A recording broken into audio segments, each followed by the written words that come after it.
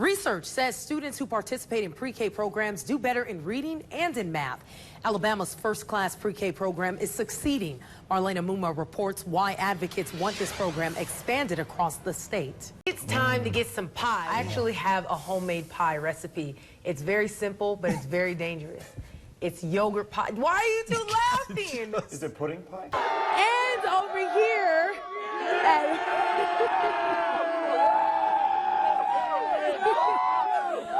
like I said, a lot of energy here, and what they're doing is guarding what's behind these gates and what's underneath that black tarp. And they say they're going to be out here all night, right? Now, this part of the mural, when it's finished, is going to have an image of a bridge that Horace King built in Columbus back in the 1830s. This is just one of the many accomplishments that African Americans made that people in Columbus still benefit from until this day. Not only did the woman who lives in this house chain her furniture, her chair, her table together. Our big story tonight out of Alabama. Local, state, and federal authorities say they've ended a multi-state skimming operation. Authorities say the criminals would target victims at gas stations and use their debit and credit card information to make illegal purchases. Reporter Jalea Brooks has the details on this big bust. Well, coyotes are sometimes problems in urban environments, so the state of Georgia is planning to stage a coyote killing contest in metro Atlanta. The Georgia Department of Natural Resources is promoting the Georgia Coyote Challenge.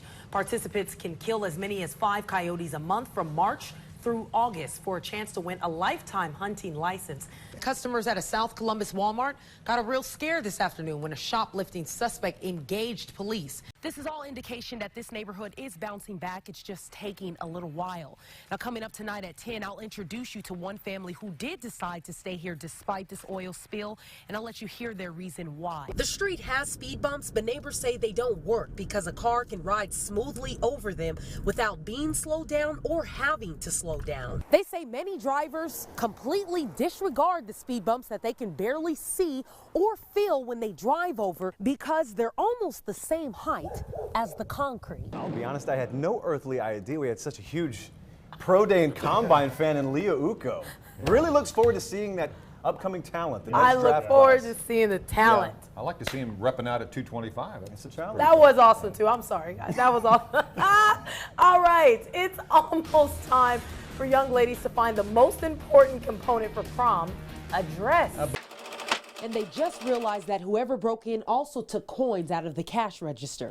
She says they first dragged them into the kitchen, asking them where the guns and money were, then dragged them into the living room, then dragged them up these stairs into this bedroom, which they completely ransacked. Now, police do want people to watch where they're going down on traffic. There are still a lot of pedestrians who are walking back to their cars from this parade, where all of these cowboy boots that are approximately a size 12 imprinted in the ice leading to the church's back door. But he says his second clue was around the corner at the front door, where he saw shattered glass all over the ground. Arrested former volunteer Bobby Sykes for paddling a child, which is illegal in any DHS facility.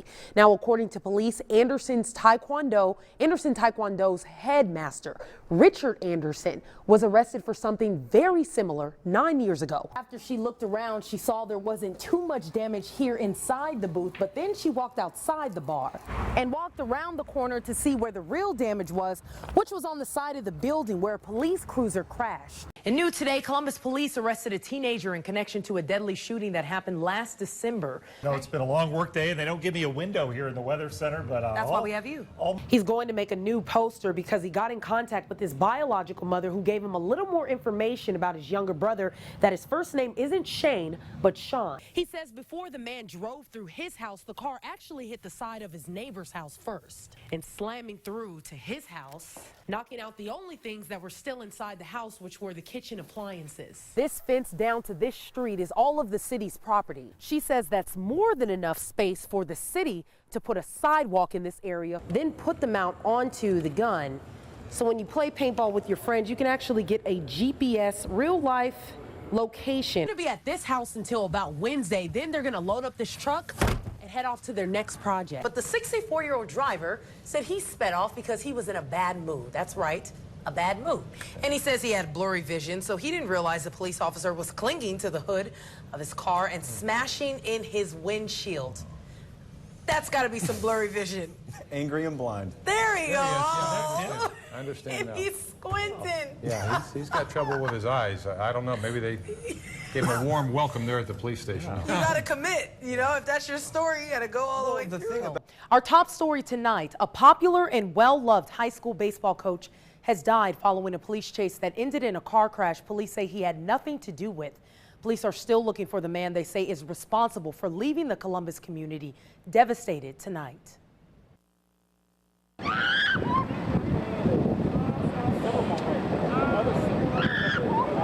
A mother and father in gut-wrenching shock when they see this wreck here on Buena Vista and Andrews Road. Their son, who Chattahoochee County Coroner's Office say is David Pollard, died. Almost everyone standing around the wreck knew Pollard as the beloved baseball coach at Carver High School. Any child in that school, they know Coach Pollard.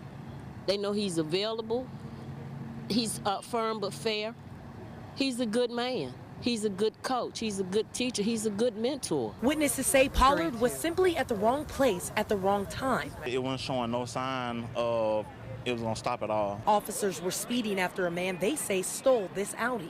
The thief kept driving until he crashed into this Chevy Impala with Pollard inside. It hit the Pollard so hard, like I said, it was going every bit about 90 to 100 miles. This man's car was also hit. He says the suspect is very young, black, has short black dreadlocks, and ran down Andrews Road. Got to get these kids back to understanding that God is first. You're accountable. Parents, take responsibility. Tonight, it's kids, innocent drivers, the owner of this mangled Audi, a wife, and parents who are all affected by one stranger's choice to take a joyride. Stupid foolishness that could have been prevented. CPD is still looking for the man they say stole that Audi and ended up killing Coach Pollard. Tonight, LaGrange High School canceled its game against Carver High School and is asking people to pray for Coach Pollard's family. Pollard was 38.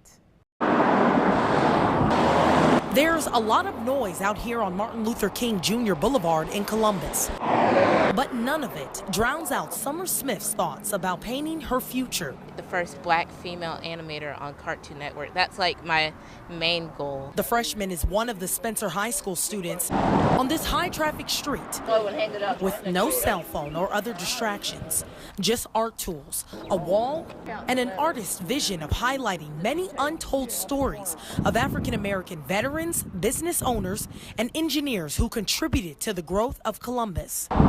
They're people Smith says the black community can look to for inspiration. It would make them feel like they could also do something for their city and their hometown. We're trying to beautify the area. The mural's designer, Stephen Short, wants to put the lesser-known movers and shakers of Columbus's past on the map by painting their stories on the wall. I really want their legacy to be heard and to be praised. Now, this part of the mural, when it's finished, is going to have an image of a bridge that Horace King built in Columbus back in the 1830s.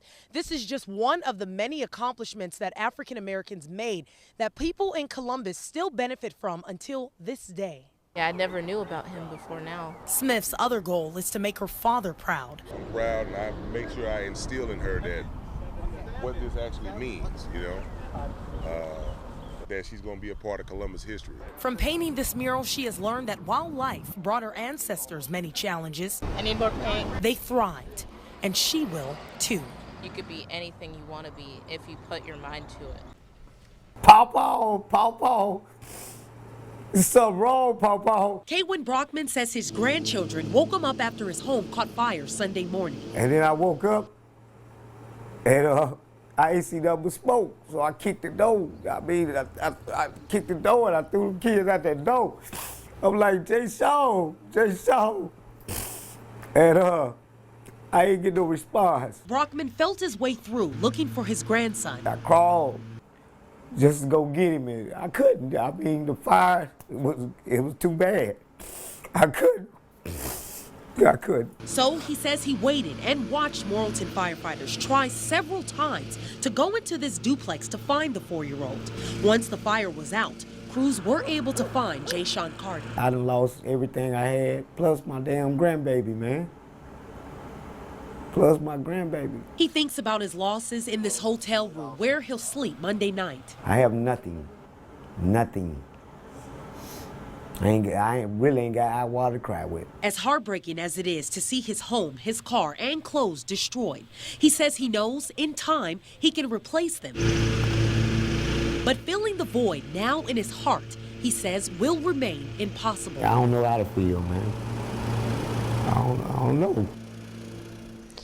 Another family did live in that duplex also. A woman says she, her brother, and her 7-year-old daughter managed to get out of their unit through the back door. None of them were hurt. Dorothy Holloway says people who can't understand why she now loves this convicted killer like her own son need to understand that forgiveness means accepting an apology even when you don't want to, or even if it's hard. The bullet went through the tail light, through the trunk, the back seat, and then through my son's seat, and hit him in the lower part of his back. These details from police pierced Dorothy Holloway's heart. She says her 23-year-old son, Brian Norns, was driving on Southwest Street in Little Rock when a man targeted him and pulled the trigger, killing him instantly. Brian's death pulled his mother into deep depression that lasted 15 years until one day in court. I cried for the young man because I saw a baby, 16 years old, done wasted his life. At that moment, Dorothy says she knew only one way to move on. She wrote him, and he responded last December. I have prayed to him daily, seeking your mercy and forgiveness. Taking her forgiveness one step further, Dorothy traveled to Marianna to meet Murphy. He cried, I cried. And their kinship formed. He made sure I had this before Mother's Day. They write each other. I just can't help but to write something about God. At least 3 times a month. There's 6 in March. Look how thick this one is. Now, their main way of communicating is through writing each other letters, but she also puts $25 on his phone card every week. That way he can call her and she can hear the sound of his voice. Lately, their conversations are about reducing Murphy's sentence. There he is. And she feels it's only right that everyone forgives him for his sins. Easy to say it with your mouth, but if you don't feel it in your heart, hey, it ain't doing nobody any good. And Dorothy says her daughter and her husband all love Brian Norms and no one will replace him, but they support her for reaching out to this convicted killer. In fact, because Dorothy couldn't make it to visit him last week, her daughter went in her place. Wow. People who knew a 14-year-old boy lost at Myrtle Beach almost 2 weeks ago remember what a stand-up young man he was. It's tonight's big story. A crew searched for days trying to find Jalen Tolbert, but lost sight of him. Tonight, his friends and faculty at his middle school make a point not to lose sight of the impact Jalen had on his peers. Jalen was going to be someone. Jalen was going to improve himself. Jalen was going to be a super student. Funny, charismatic, driven, and smart. These are just some of the words teachers, faculty, and students here at Rothschild Learning Academy use to describe Jalen Tolbert. I could see that he was trying to talk to a young lady and he was struggling a little bit. Jalen's principal, Michael Forte, laughing as he recalls the vibrant teen being quite the ladies' man. I said, man, your game a little weak there. And he started laughing, so we laughed about that. But he came back, though, and he said, well, your game weak too, Mr. Forte. I said, okay, you got me on that. The school set up this bulletin outside to honor the popular and beloved student. On June 16th, Jalen and his 10-year-old brother got caught in the waves at Myrtle Beach. A lifeguard and bystander were able to save the younger brother, but lost sight of Jalen, prompting multiple agencies to search days for him. But no luck, which devastated his classmates. The concept of death is far from reality for them. A reality friend Lonnie Tarver says he blocks out from time to time. Just sitting there thinking how life's short. Tarver and other friends say Jalen was like a brother to them. He was a great guy compared to other people. He stayed out of mess.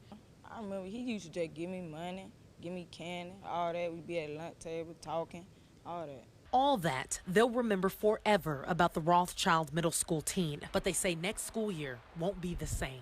I was looking forward to seeing Jalen in the fall, so I wasn't prepared for this. I mean, what principal really is prepared to lose any student, let alone a student that they know well? A memorial for Jalen Tolbert is scheduled for tomorrow at Greater Shady Grove Missionary Baptist Church.